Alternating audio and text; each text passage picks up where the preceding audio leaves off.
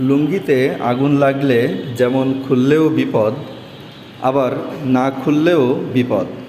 সমাজে কিছু মানুষ আছে যাদের সাথে সম্পর্ক রাখলেও বিপদ, আবার না রাখলেও বিপদ।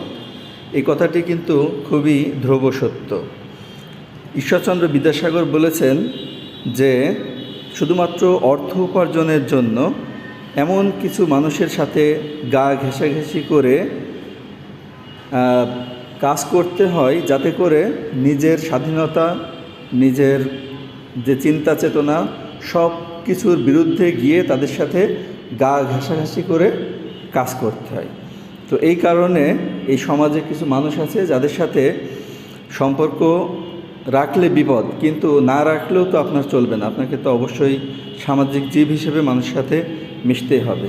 তো এই কারণেই কবি বলেছেন, লুঙ্গিতে আগুন লাগলে যেমন